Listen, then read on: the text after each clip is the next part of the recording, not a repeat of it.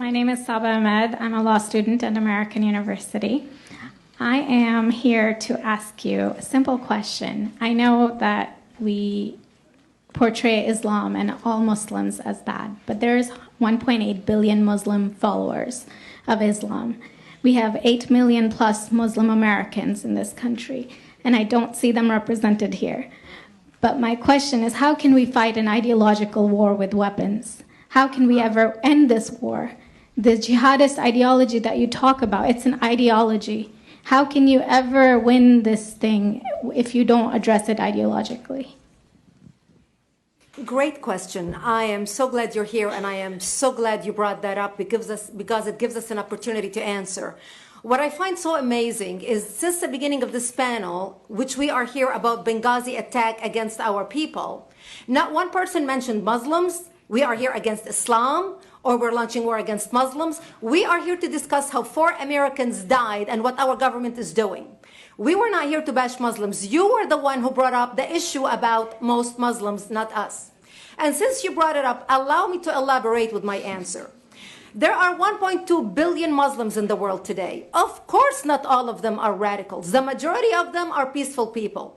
The radicals are estimated to be between 15 to 25%, according to all intelligence services around the world. That leaves 75% of them peaceful people. But when you look at 15 to 25% of the world Muslim population, you're looking at 180 million to 300 million people dedicated to the destruction of Western civilization. That is as big of the United States. So why should we worry about the radicals, 15 to 25%?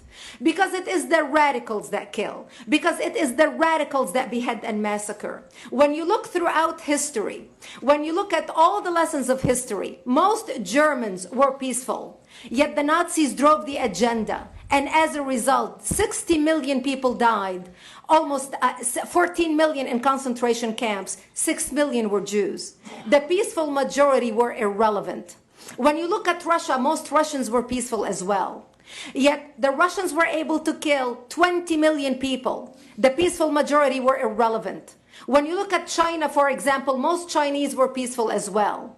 Yet the Chinese were able to kill 70 million people. The peaceful majority were irrelevant. When you look at Japan prior to World War II, most Japanese were peaceful as well. Yet Japan was able to butcher its way across Southeast Asia, killing 12 million people, mostly killed with bayonets and shovels. The peaceful majority were irrelevant. On September 11th in the United States, we had 2.3 million Arab Muslims living in the United States.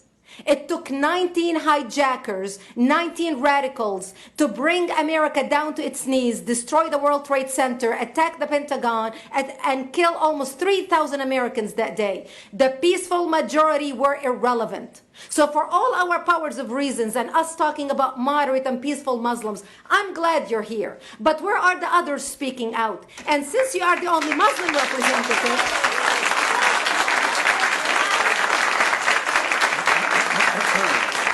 and since you're the only Muslim representative in here, you took the limelight instead of speaking about why our government, and I assume, are you an American? You're an American citizen. So as an American citizen, you sat in this room, and instead of standing up and saying a question or asking something about our 4 Americans that died and what our government is doing to correct the problem, you stood there to make a point about peaceful, moderate Muslims. I wish you brought 10 with you to question about how we can hold our government responsible. It is time we take political correctness and throw it in the garbage where it belongs and start calling it state.